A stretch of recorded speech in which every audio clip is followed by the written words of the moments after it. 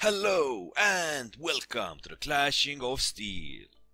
So today I am doing the review of the Hadrians Wall. This map is very special in its own way. There's a wall between two fighting sides and there are only 5 holes in the wall. There are also 2 watchtowers located at 2 of those gaps. And the watchtowers are practically surrounded by another small wall. But the watchtowers and this wall isn't the only special thing about this map. It has an interesting elevation. The west and east side both are pretty high up, and what makes it even more interesting is that both bases are practically forts. This map is probably the hardest to play Slingers at, especially if you're a new player. Veterans can actually manage here quite well.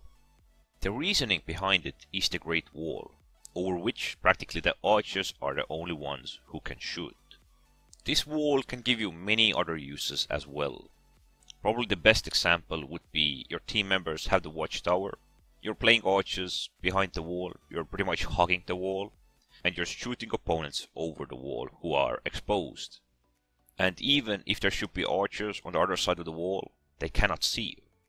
At least if the opponents are blocked out perfectly and you're out of their vision. The wall can even be cover from the catapult fire. Usually it's best to make sure that we don't leave any gaps in the wall just open, at least not for too long. There is an exception about the middle gap, which is straight between 2 bases. If you go there, you're probably gonna get shot by archers, catapults, light artillery, who knows. But that doesn't mean we have to ignore it. We just have to cover its sides on our side of the wall. If we stay behind the cover of our side of the wall, there is a lot smaller chance that opponents will see us and that anything else except the archers can shoot at us. There are also some forests that may offer you cover when you're trying to sneak through the opponent's side. Cavalry has several chances. For example, they can either go from the most western or eastern one or try to sneak through the middle. Although the middle one rarely works for sneaking through. It is still a good option to send at least 1 unit there to scout and see what opponents are playing. Most infantries will probably try to hold the bottlenecks and just defend the archers, control the watchtowers, the usual. And the watchtowers in this map actually count a lot more than in many others. It's because both teams can be blocked out from their side of the wall. There is practically no other way to sneak around.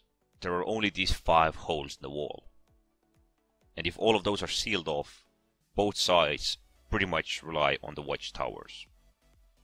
Most artillerists usually will prefer to stay inside the base at the walls, deploy themselves there and shoot from that location. Light artillerists usually try to cover off the middle areas of the map, although they can be successful when supporting the offense in the west or east side of the map as well, seeing as they can build themselves on the high cliffs and shoot practically into the opponent's bases. And well, if everything's lost, you can go into your base and seal it off, seeing as it is practically a small fortress. Even slingers can utilize themselves in that situation, putting themselves up on a wall and shooting at everybody. Hadrian's Wall in general is a map that many players hate. It's mostly because of the wall. Many infantries are forced into struggle matches, and this is one of the safest maps for the archers if players know what to do. Personally, I don't mind this map. I see it is interesting. It is somewhat different from others. It has its own tactics and advantages. Well, this was pretty much it. It is simple but yet very important map about tactics.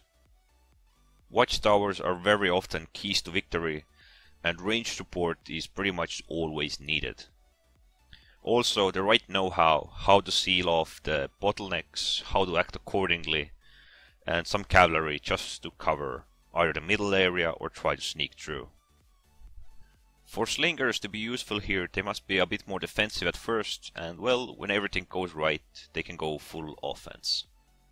So, this was the review of the Hadrian's Wall. Anyways, don't forget to subscribe, and thanks for watching.